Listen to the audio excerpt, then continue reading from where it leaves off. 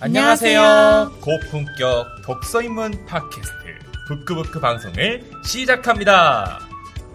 진실은 언제나 옳다라고 생각하지만 때로는 진실이 좋은 결과를 가져오지 않는 순간도 있습니다. 그래서 힘든 진실을 마주하기보다는 거짓된 평화를 선택하고 싶어질 때도 있죠. 여러분은 진실의 무게를 감당할 준비가 되셨나요? 아니면 따뜻한 거짓말 속에 머무르고 싶으신가요? 오늘 방송을 통해 함께 생각해보는 시간을 가져보았으면 합니다. 안녕하세요. 아나운서 정지은입니다. 너 너무 T야, F야. 여러분의 MBTI는 어떤가요? 조금 떠난 이슈이긴 하지만 성향별로 문제에 접근하는 방식이 다르다고 하는데요. 여러분은 울고 있는 친구가 있다면 무슨 일인지를 물어보시겠어요? 아니면 같이 울며 등을 토닥여 주시겠어요? 어떤 방법이든 그 사람과 이어지고 함께 감정을 공유하고 싶다는 마음만 이어지면 되겠죠? 저도 목소리만 들리지만 늘 여러분과 이어지길 바라고 있답니다. 안녕하세요. 아나운서 장진혁입니다.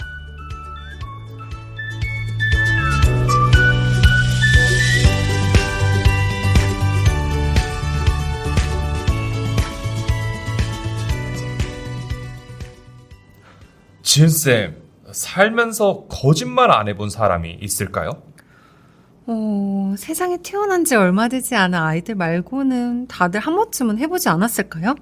근데 갑자기 왜요? 그렇다면 지은쌤도 거짓말을 해본 적이 있겠군요. 그렇죠? 그렇네? 예. 그렇다면 거짓말을 주로 하게 될 때는 언젠가요? 지금 거짓말 해도 되는 건가요? 당연히 사람이 진실되게 살아가는 게 좋겠지만 저도 거짓말을 해본 적이 있어요. 제가 거짓말을 좀 했던 때는 아무래도 학창시절 때였던 것 같은데요. 누구나 그렇듯 선생님이나 부모님께 혼나는 게 싫잖아요. 그 순간의 상황을 모면하라고 거짓말을 해본 적이 있는데 결국은 들켜서 배로 혼난 건 안 비밀입니다. 맞아요. 그땐 정말 그 상황만을 피하려고 뻔한 거짓말을 하곤 했는데 사실 어른이 돼서 돌아보면 너무 티났던 것 같기도 해서 부끄러운 것 같기도 해요. 세상 모든 사람들이 거짓말 없이 산다면 얼마나 좋을까요? 그러게요. 진실되게 사는 것이 중요하지만 때론 알고 싶지 않은 진실이 있기도 하잖아요. 그래서 누군가와 대화하고 소통한다는 건 어려운 것 같아요. 근데 진혁쌤. 네? 저는 이야기했는데 왜 진혁쌤은 거짓말 이야기 안 해주시는 거예요? 가는 거짓말이 있으면 오는 거짓말이 있어야죠. 진혁쌤의 화려했던 거짓말 이야기도 좀 해주세요. 그럴 순 없죠. 낚시에 걸린 지은쌤 잘못이랍니다.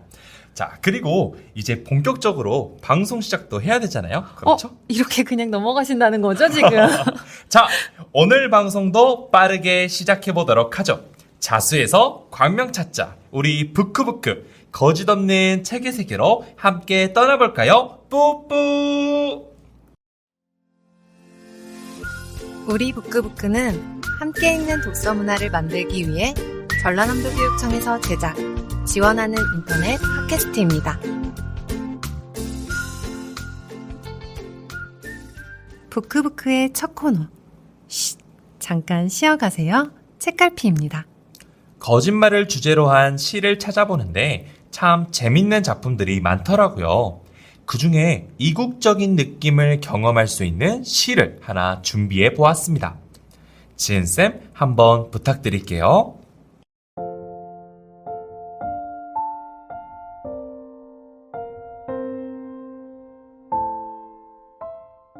하늘과 가장 가까운 땅에서 사는 티베트 사람들의 하고 많은 거짓말. 그 중에서도 가장 달라붙는 거짓말은 죽는다는 것이 헌옷을 벗고 새 옷으로 갈아입는 짧은 순간의 알몸 상태라는 것. 거짓말 송기원.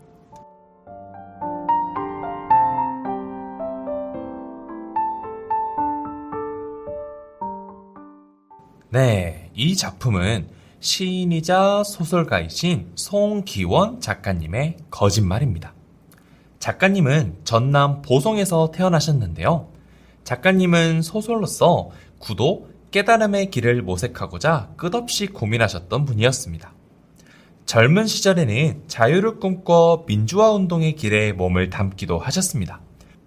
또 인도와 네팔 등 다양한 세상을 오가며 오랜 시간 수련하셨다고 하시는데 시를 살펴보면 이국에 대한 실제적인 경험이 담겨 있어 작품이 더 새롭게 다가오는 것 같습니다. 작품을 읽어보면서 티베트 사람들의 풍습을 몇 가지 알게 되었어요. 불교 사상이 기본으로 되어 있어서 죽음에서 끝나는 것이 아니라 환생을 담는 장례를 많이 치른다고 해요. 시 구절에서도 알 수 있듯이 죽음이라는 건 아주 짧은 시간의 멈춤일 뿐 다음 생을 위한 준비라는 것이죠. 어쩌면 이별을 준비하던 사람들은 이 거짓말을 통해 잠시 위로를 받을 수 있지 않을까 싶네요. 거짓말이란 어떤 걸까요? 남을 속이는 것만으로 생각할 수 있는 거짓말이 누군가에게는 작은 위로가 될 수 있다는 것. 이상 오늘의 책갈피 송기원 작가의 거짓말이었습니다. 그럼 다음 코너 당신을 소개해 띠오로 가보실까요?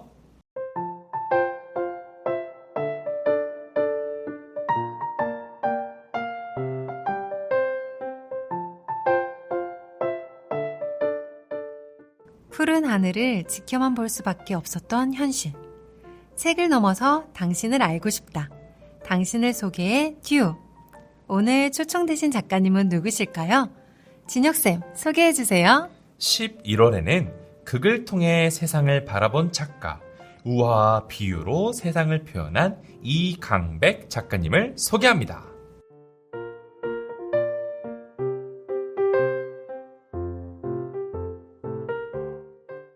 당신을 소개해 듀오. 6번째 주인공 우화와 비유의 작가 이강백. 작가님을 수식하는 키워드를 함께 살펴볼까요? 우화와 비유, 파수꾼, 위트. 여러분은 연극 좋아하세요? 문학하면 빼놓을 수 없는 장르가 희곡이지 않을까 싶은데요. 한국의 희곡 작가 하면 떠오르는 대표 작가라고 해도 과언이 아닌 오늘의 주인공 이강백 작가님. 작가님은 1947년 전주에서 태어나셨습니다. 1971년 25살이 되던 해 신춘문예를 통해 등단한 뒤로 꾸준히 작품 활동을 하고 계신데요. 작가님을 소개하는 첫 키워드가 우화와 비유잖아요. 조금 더 어려운 말을 사용해서 알레고리라는 낱말로 작가님을 수식할 수 있습니다. 추상적인 개념을 직접 표현하지 않고 다른 구체적인 대상을 이용하여 표현하는 방법을 부르는 말인데요. 작가님의 작품을 보면 우화와 비유를 통해 작가님의 메시지를 담아놓으시는 걸 찾을 수 있습니다. 이러한 점 때문에 열심히 공부하는 우리 중고등학교 친구들은 작가님의 작품을 시험 문제로 종종 만나게 될 수 있을 거예요. 역시 한국을 대표하는 희곡 작가답게 유명한 작품들도 참 많습니다. 작품에 담긴 메시지의 의미가 깊기 때문에 전부를 소개하고 싶지만 오늘은 그중 거짓말과 관련 있는 작품을 통해 작가님을 계속해서 소개해 드릴게요. 작품 속 한 구절을 살펴보겠습니다. 저는 망루 위에 올라갔던 거예요. 그 높은 곳에서 저는 이 황야의 전부를 바라보았죠. 아무데도 이리는 없더군요. 보이는 거라고는 저 멀리 하늘가에 휜 구름뿐이었어요.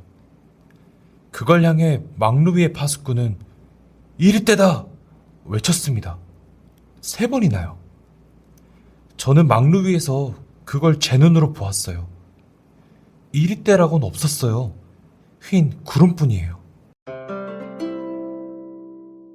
작품 파수꾼 속 한 구절입니다. 파수꾼이란 성벽이나 망대에서 적의 침입을 경계하고 감시하는 보초를 부르는 말입니다.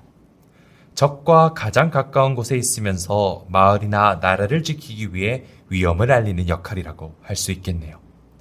작품에는 3명의 파수꾼이 등장하게 됩니다. 그중 파수꾼 단은 본인의 역할에 충실히 살아가며 마을을 지키기 위해 노력하는데요. 그러다 모종의 이유로 막루 위에 올라가 이리 때가 없는 푸른 하늘을 경험하게 됩니다. 진실을 알게 된 파수꾼 단은 어땠을까요? 가장 처음에는 마을 사람들에게 아름다운 세상을 알리려고 했습니다. 하지만 진실을 말하게 되자 마을 체제가 무너지게 되고 결국 파수꾼 단은 거짓말을 하게 되죠. 마지막 막루에 올라 거짓을 말하게 되는 다의 모습이 참 인상 깊은데요. 앞서 작가님의 소개 키워드가 비유가 있었잖아요. 파수꾼이 살고 있는 마을은 언론이 탄압받고 진실을 외치는 자가 벌을 받게 되는 강압적인 사회입니다. 이런 사회에서는 진실을 말하고자 하는 이도 결국 굴복할 수밖에 없는 모습을 작품을 통해 그리고 있는데요. 잘 생각해보면 작가님이 겪어오신 진짜 현실에도 파수꾼의 마을은 존재했습니다. 작품이 출시되는 74년 전으로 독재사회가 유지되어 있던 만큼 작가님은 이러한 현실을 꼬집고자 작품을 집필하신 것 같습니다. 마지막 키워드를 풀어볼 차례네요. 위트라고 되어 있는데요. 작가님의 작품이나 인터뷰를 보면 작가님은 어둡고 슬픈 현실을 그래도 웃음으로 승화하시려고 했던 것 같습니다. 작가님의 어릴 적 일화 중 결혼에 대한 이야기가 하나 있는데요. 부인이신 김혜순 작가님을 표현할 때도 나 정도 되니까 그런 퀸카를 꼬신 거다 라는 아주 위트 있는 농담을 자주 하셨답니다. 또 오늘 소개해드린 파수꾼 이외에도 결혼이라는 작품이 기억에 남는데요. 사기꾼 남자의 결혼 과정을 위트 있는 이야기로 풀어내시고 그 속에 담긴 메시지도 있으니 꼭 한번 찾아 읽어보셔야겠죠? 내 작업은 사막 위에 집을 짓는 것과 같다. 늘 허물고 다시 지어야 하는 작업의 연상 위에 있는 셈이다. 집은 마음에 들수록 안주하고 싶은 것이 당연한 것 아닌가. 나는 아직 그런 집을 짓지 못했을 뿐더러 그런 완벽한 집을 지을 생각도 없다. 나는 내가 지은 집을 뒤돌아보지 않는다. 언제까지일지는 모르겠으나 새로운 형식의 새로운 집을 짓고 싶기 때문이다. 늘 새로운 이야기를 들려주고 싶으셨던 우화와 비유로 세상을 다시 비춰보았던 오늘 당신을 소개해 듀오 이강백 작가님이셨습니다. 띵동! 간만에 저희 부크부크에 학생 친구들이 찾아왔어요. 신안 장산초 6학년 친구들이 재밌는 이야기를 담아 보내주었는데요. 잠시 학생 친구들이 보낸 방송 속으로 떠나볼까요?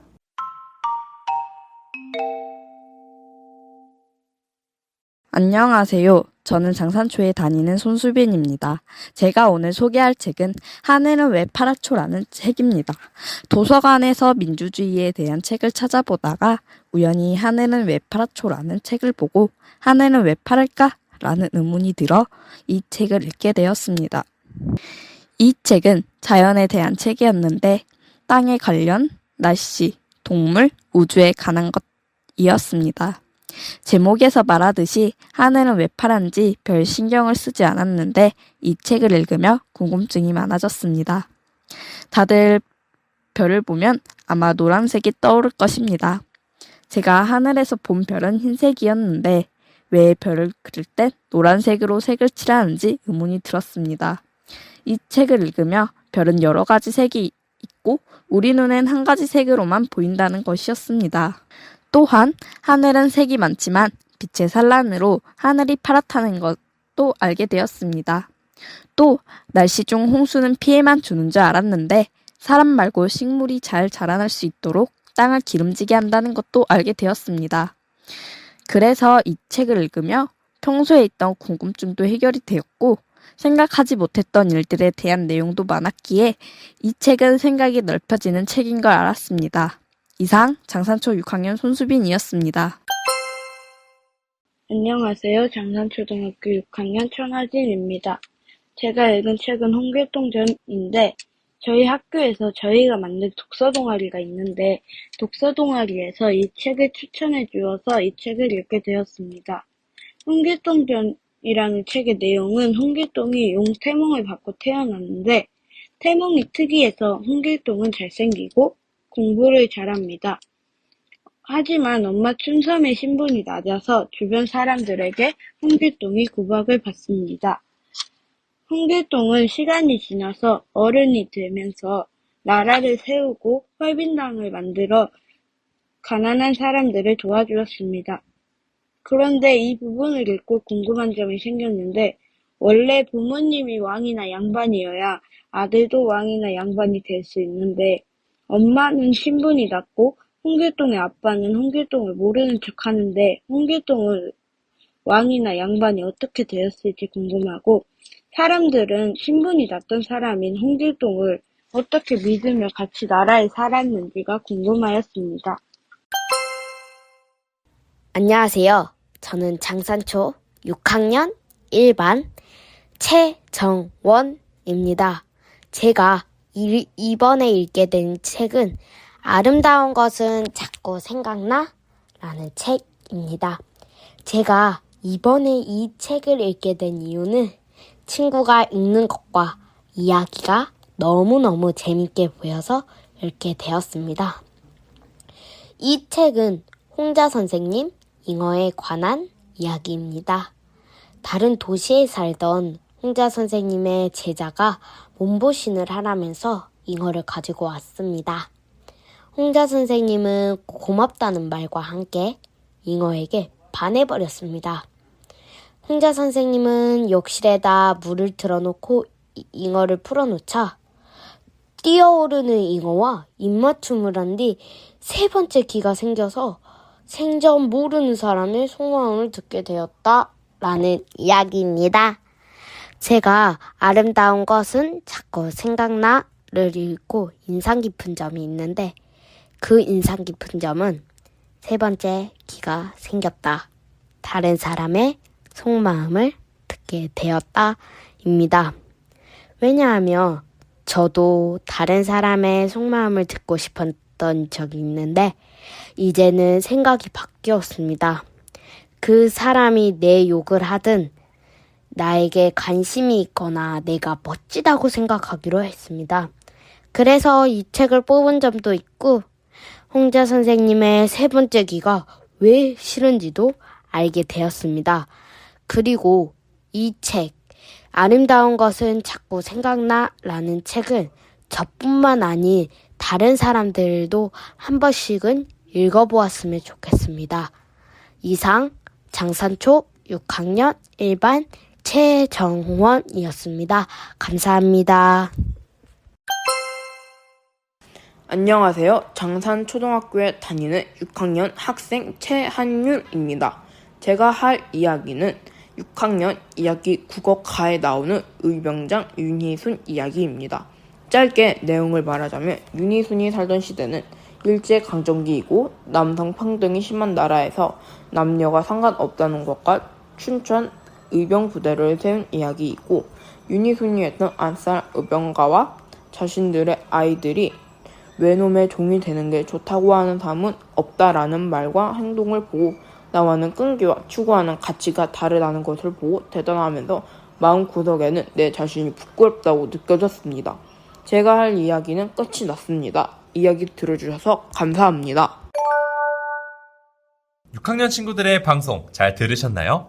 차분하고 단정한 발음이 아나운서와 같은 실력을 까딱하면 저희를 밀어낼 만한 실력인 것 같은데요. 안 그런가요, 치은쌤? 맞아요. 저희 긴장하고 더 열심히 준비해야겠어요. 자, 이러면 아부박스를 안 드릴 수 없겠죠. 아부박스 한번 드릴까요? 자, 4명의 친구가 추천해준 각양각색의 책들이 궁금해지는데요. 방송을 듣고 있는 여러분들도 부크부크를 함께 만들어 보시는 건 어떤가요? 부담 가지시지 말고요. 저희 방송은 늘 함께 만들어 간답니다.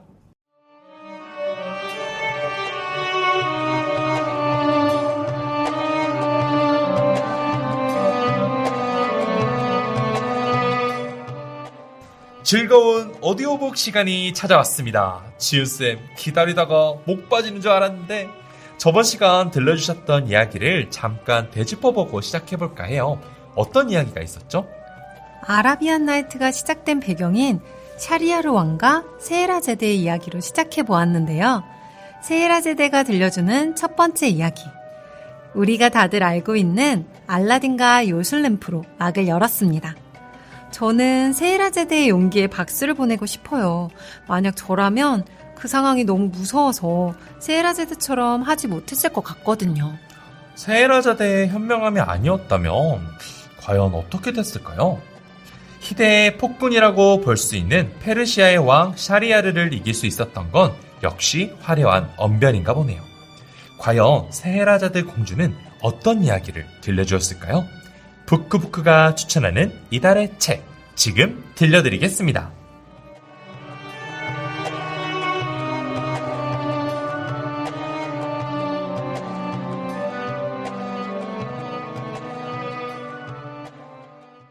알리바바와 40인의 도둑 이야기. 어느 마을에 알리바바라는 가난한 나무꾼이 살았어요. 하루는 알리바바가 나무를 캐는데 타그닥 요란한 소리가 들려왔어요. 40명의 도둑들이 말을 타고 달려오는 소리였죠. 알리바바는 황급히 나무 위로 올라가 몸을 숨겼어요.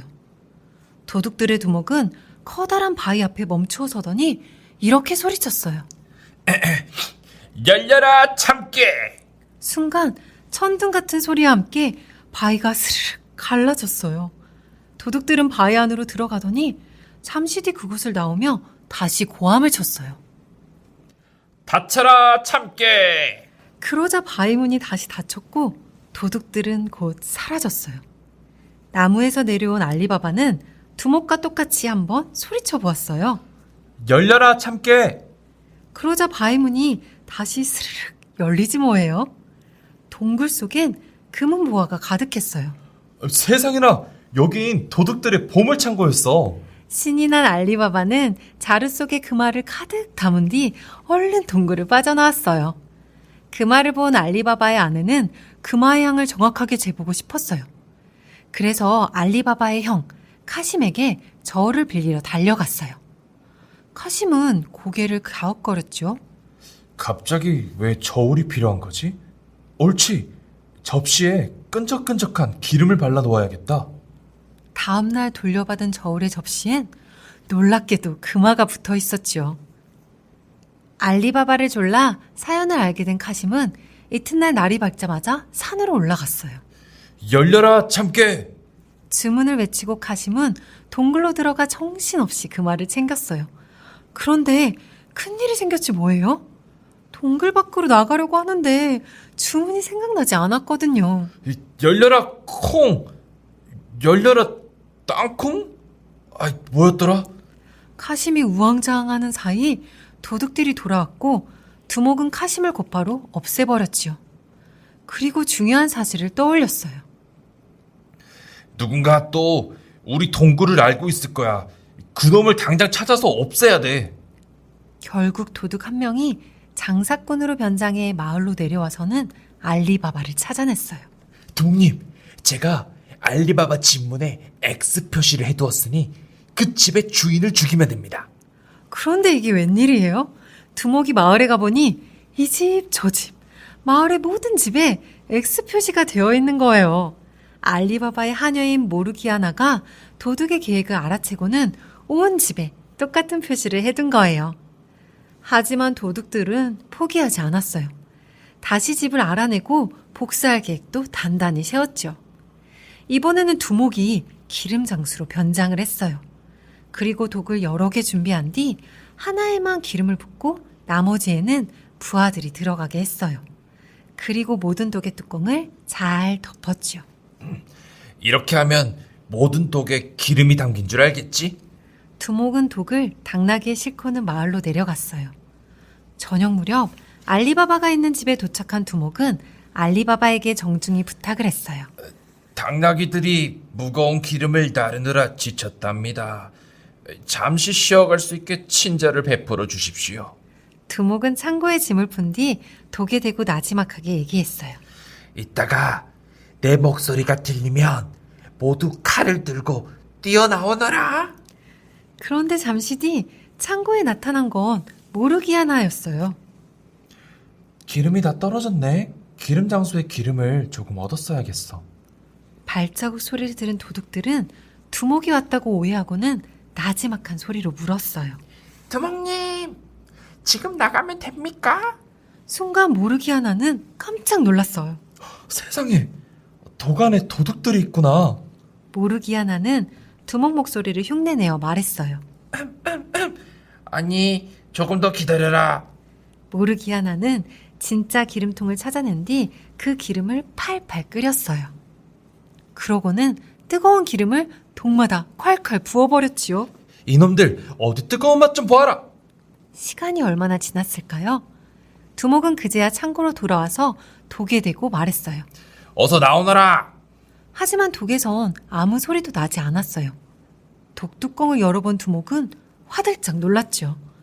부하들이 모두 죽어 있었으니까요. 두목은 일단 산으로 도망쳤어요. 알리바바, 두고 봐라. 부하들의 원수까지 내가 꼭 갚아주마. 얼마 뒤 두목은 알리바바의 조카에게 접근했어요. 조카와 친구가 되어 알리바바의 집에 갈 기회를 노린 거지요. 정말로 알리바바는 조카와 친구를 집에 초대했어요. 그런데 모르기아나는 단번에 두목을 알아봤어요. 저자는 기름 장수로 변장했던 두목이잖아. 아이쿠, 품에 칼도 숨기고 있네. 이를 어쩌지? 모르기아나는 방으로 들어가 화려한 옷으로 갈아입은 뒤 알리바바에게 정중히 말했어요. 귀한 손님이 오셨으니 제가 칼춤을 보여드리겠습니다. 모르기아나는 흥겹게 춤을 추기 시작했어요. 춤에 취한 두목이 넉나간 표정을 지을 때였어요. 모르기아나가 칼을 높이 들더니 눈 깜짝할 사이에 두목을 찔렀어요. 이게 무슨 짓이냐? 알리바바와 조카가 깜짝 놀라 소리치자 모르기아나는 두목의 품에서 칼을 빼며 말했어요. 이놈이 바로 주인님을 해치려고 했던 그 도둑들의 두목이에요. 그제야 알리바바는 모르기아나가 칼춤을 춘 이유를 알게 되었지요. 너처럼 지혜로운 여인은 세상에 없을 거야. 알리바바는 모르기아나에게 진심으로 고마워했어요. 내 목숨을 몇 번이나 구해주다니. 넌 이제 자유의 몸이다. 모르기아나를 하녀의 신분에서 풀어준 거예요. 그럼 알리바바는 어떻게 되었냐고요? 알리바바는 동굴 속의 보물을 가져와 가난한 이웃들을 도와주며 행복하게 살았답니다. 어렸을 적 동화에서 읽던 이야기가 사실 아라비안 나이트 속의 작은 이야기였다니. 전 처음 책을 접했을 땐 소소한 충격이었는데 우리 부끄부끄 청취자분들은 어떠셨나요? 책에는 더 다양하고 풍부한 이야기를 담고 있는데요. 아라비안 나이트는 양이 많고 생각보다 어른 청취자분들이 읽기에 적합하답니다. 다음 이야기도 궁금하시죠? 오디오북은 다음에도 계속됩니다. To be continue!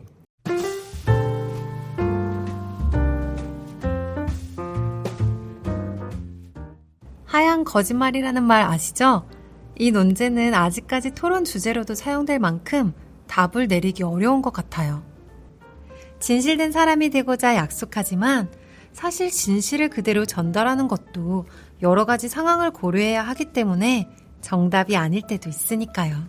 그래서 말 그리고 언어가 참 중요하고 어려운 것 같습니다. 내가 표현하고자 했던 것은 어찌 보면 텍스트가 아닌 그 속에 담긴 나의 감정과 생각이니까요. 자, 여러분이라면 어떠시겠나요? 진실을 이야기하고 손해를 볼 것인가요? 아님 거짓을 통해 이득을 취할 것인가요? 오늘은 방송을 듣고 있는 가족이나 친구들과 이런 주제로도 이야기를 나눠보는 것은 어떤가요?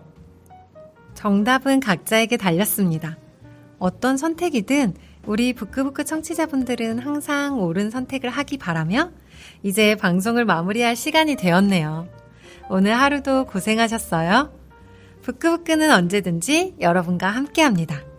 우리 다음 주 이 시간에 또 만나요. 안녕. 안녕. 부끄부끄는 언제나 여러분의 사연을 기다립니다. 우리 방송은 매주 월요일 팟빵과 유튜브, 전남교육통 홈페이지에 업로드됩니다. 팟빵의 부끄부끄, 유튜브의 전남교육 나우. 구독, 좋아요 부탁드릴게요. 지금까지 작가 김주선, 이솔비, PD 김성희, 저는 아나운서 정지은. 아나운서 장진혁이었습니다. 부끄부끄 청취자 여러분, 다음 주 이 시간에 또 만나요.